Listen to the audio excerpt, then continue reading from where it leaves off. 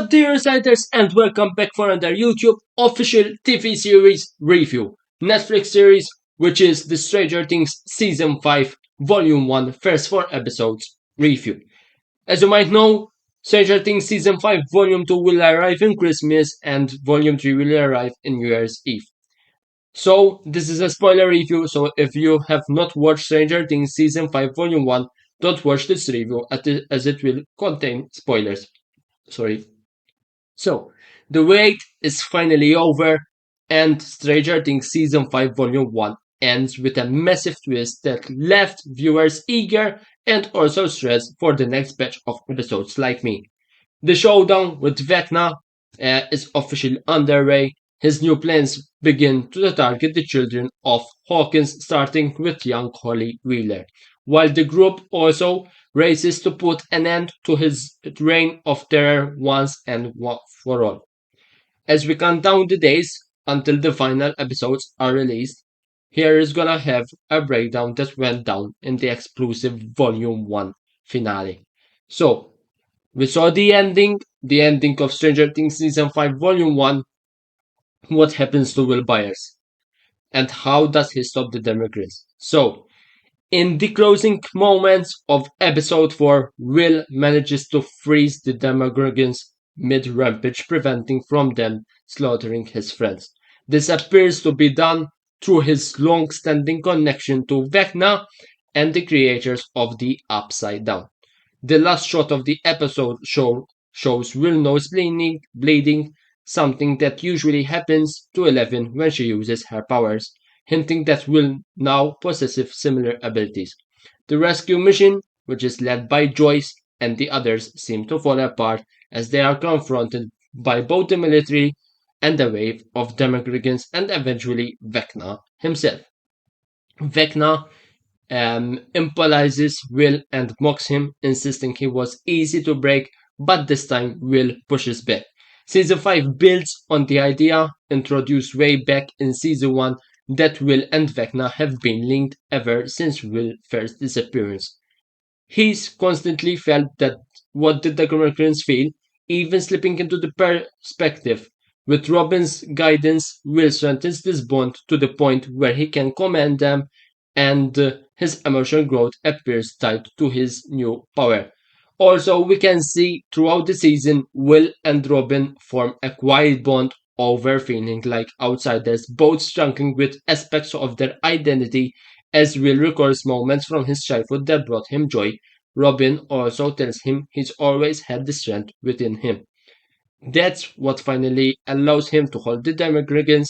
Will's ability now carry major weight for the story, and also if he can control the Demogorgons, I think he can turn Vecna's own monsters against him and potentially eliminate Vecna once and for all. Um, uh, so, who is Scully?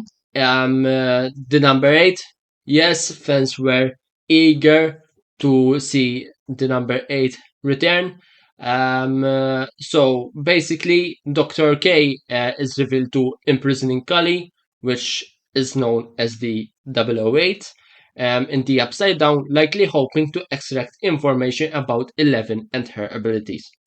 Kay also mistakenly believes Eleven is behind the disappearance of Hawkins' children and thinks capturing her will lead to the missing kids. Kali appeared, as you might know, back in Season 2, which she's another test subject from the Hawkins lab, but unlike Eleven's telekinesis, Kali has physic powers that allow her to manipulate others' perception. And also, after escaping the lab, Kali formed a vigilante-style group seeking revenge on people from their past. And yes, Eleven briefly joined her before returning home. But Kali played a major role in teaching Eleven how to channel her emotions and her powers.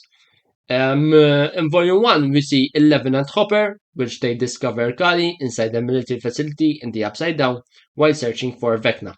How Dr. K caught her remains unclear, we don't know, obviously, but it's obvious Eleven and Hopper intend to free her if they can survive their escape, because we don't know also. Another question that many fans were asking, what's going on with Mercedes? Is she still alive? Yes. Max is alive, but her existence is split in two. Her body remains in a coma at Hawkins' funeral, while her consciousness is trapped in Vecna's memories. She reaches out to Holly at the end of the episode 3, and in episode 4 she explains her situation in a cave. Max reveals she briefly died, but something pulled her deeper into Vecna's mind when she woke up inside his memories, including his high school years, connecting the series to the stage prequel, The First Shadow. She even witnesses the moment Vecna placed his curse on her. Max also still has a faint link to the real world. She can hear Lucas playing music by her bedside, echoing her echoing escape in season 4, which is running up that hill. She nearly breaks free, guided by the music, before the sound stops and the portal closes. So then Vecna discovers her shortly after and chases her through his memories, which Max then finds refuge inside a cavern and he refuses to enter, building a home there. We do not know why he refuses to enter there. We don't know for now, but I think we will get this solved um, um, in the next batch of episodes. So, why is Vecna targeting Holly and Hawkins' children? As you might know, Vecna explains that he wants to reshape the world using children, claiming that their youth makes them physical and mentally easier to control. He mocks Will also by saying he was the firstborn and broke without effort, starting with Holly, which is curious but likely due to her closeness to Will through Mike. However, Vecna's plan extends to many Hawkins children, including Derek Turnbow, which is played by Jake Connelly, who becomes instrumental in helping the group fight back. The military has noticed the pattern of disappearance and detains the children inside the Maxi facility. This accidentally works in the gang's favor. Derek infiltrates the facility and helps orchestrate a mass escape through a tunnel dug by Will, Joyce, and the group, which are of the Great Escape. Meanwhile, as we can see in the later on of the series, Nancy, Jonathan, Steve, and Dustin follow a Demogorgon throughout the Upside Down in hopes of reaching Vecna and rescuing Holly. But they may need to shift gears and assist Eleven and Hopper in escaping the military base. Vecna's biggest miscalculation is underestimating the bravery of Hawkins' kids and Will's growing threat. Volume 1 makes it clear that Will now understands his connection to Vecna far better and the children show surprising courage in fighting back. Derek also, for instance, boldly walks into the Maxi to provide intel and unify other captives. This overconfidence from Vecna might be the very thing that leads to his destructions. We also know more when Volume 2 arrives, and also if you saw some interviews with the cast and like that, Jamie Campbell Bower, which is played Vecna, has already teased that the final episodes will be even more intense. So, my predictions for Volume 2, which as you might know, as I already said before, Volume 2 is arriving this Christmas and Volume 3 New Year's Eve.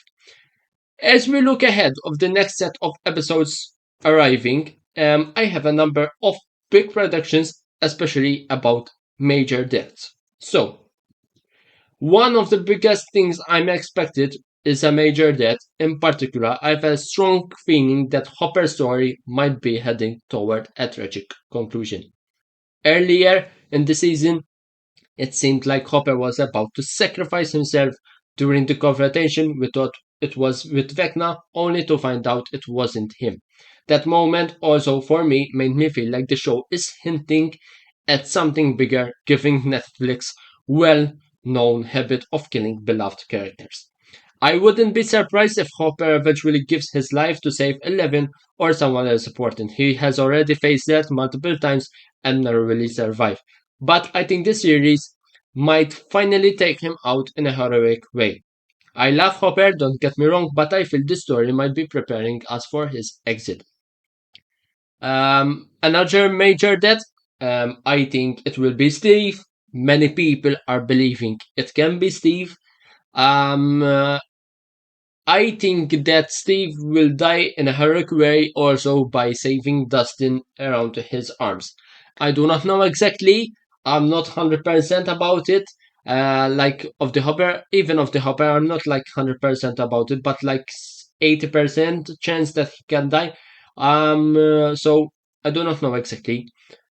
Um, Another death prediction that I have is Will or 11. So as you might know, the entire story began with Will's disappearance, and many theories suggest that it needs to end with him as well. It started with Will, and it has to end with Will. On the other hand, the story also begins with Eleven's introduction, so it's possible she might be the one who makes the ultimate sacrifice. It could honestly go either way, and I wouldn't rule out the possibility that one of them won't make it to the end. Um, uh, I think, as I said, Will and Eleven, between them, or maybe both, I think Will sacrifice himself also because Will is part of like has the powers of Vecna. In order to kill Vecna, I think you need to kill Will. I do not know what is gonna happen. There's very theories and predictions and speculations, which is normal for a TV series, and especially it will be the final season. So basically, my major death precautions predictions will be like Will or 11, Steve or Hopper. I think between those three. Obviously, yes, we saw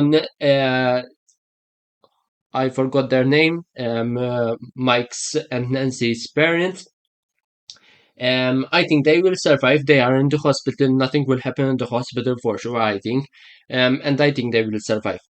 Um, um, yes, but I think one of those two, of those three losses, I think it will be definitely on the table.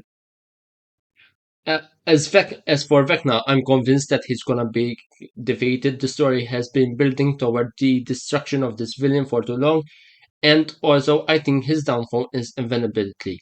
Um, uh, Also, I have another prediction. It might be 008, which can sacrifice herself also for 11.